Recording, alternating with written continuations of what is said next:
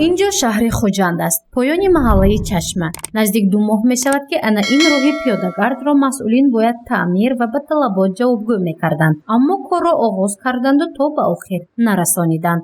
بر ضمن این محصولات ساختمانی در 4 طرف راه پریشان است. عبور آب زیرزمینی سوراخ گردیده، آب به زمین جاری است. این در حالی است که ساکنان چند منطقه شهر از آب تنقیصی می‌کشند.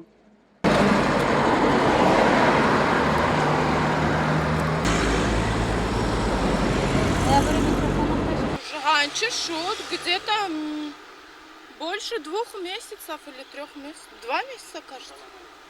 Где-то так. Это недоделанное, да, надо доделывать, чтобы было красиво. برباد رفتن محصولات ساختمانی، سری وقت استفاده نکردن آن، به مقصد مصرف شدن مبلغ‌های بودجتی باعث نگرانی است. اساسگزار صلح و وحدت ملی پیشوای ملت محترم امام علی رحمان در هر ملاقات و واخوریشان با جوانان از آبادانی و سازندگی سخن می‌کنند تا روحیه وطن پرستی ما بیشتر گردد و برای آبادانی هر منطقه سهم گذاریم و کارها را که آغاز می‌نماییم تا آخر با صفت خوب انجام دهیم. اما حالت موجود نگران کننده در شهر باعث کاستگی حسن آن می‌گردد. آواز شد، آواز کنید تا نقص کنید اینا همشه. اولین با اون دفعه خالص نمی‌دونم. آواز بگیم. آواز وعده کپید اونجا.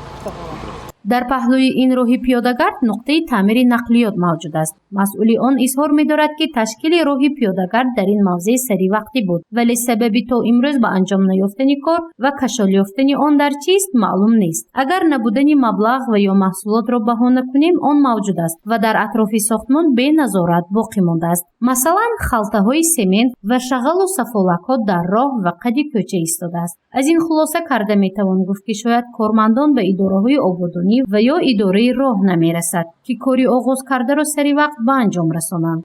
sanki اینجا تمام شود کدام میزنیم. کی گفته همین گپه؟ 3 هفته شد. kim بودن و چند نفر بودن؟ جان بود. حاضر اقلا طرفی بادزبیتا اوندا کار کدوسیام نه.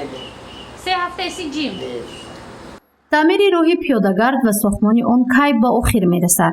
با این سوال به 4 نفر کارمند کارخانه دولتی استفاده بری راه‌های شهر خوجند مراجعت کردیم. آنها با پاسخ این سوال دشواری کشیدند و گفتند که انجام کارها به ذمه اداره آبادانی شهر میباشد. مسئولین سرایست آبادانی و خواجگی منزلی و کمونالی باشد وظیفه تعمیر پره راه‌های پیاده‌گرد را به ذمه کارگاه استفاده بری راه‌ها گذاشتند. اونجا بی سبب نیست. حاضر باید که از طرف کارخانه آب تامین کنی زواد صدف و کوچو ما گفتن که تو 1 ماه تعمیر کرده میشد، گفته از نو چی کرده میشد، باز ما راههای پیاده‌گردی برطرف میکنیم.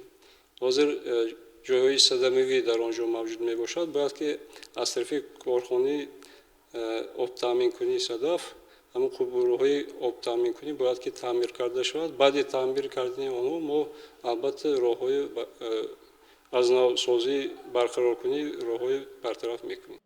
از روی اطلاع مسئولین پس از چند ماه دیگر بعد تعمیر قبورهای آبگذر دیگر باره تجدید و تعمیر راه پیاده‌گرد موجود است. اکنون کی تعمیر قبورهای آبگذر آغاز می شود معلوم نیست. این موضوع را پیگیری خواهیم کرد. گزارش مفنوشکور و یوسف یونوسف برای برنامه اطلاعاتی خبر.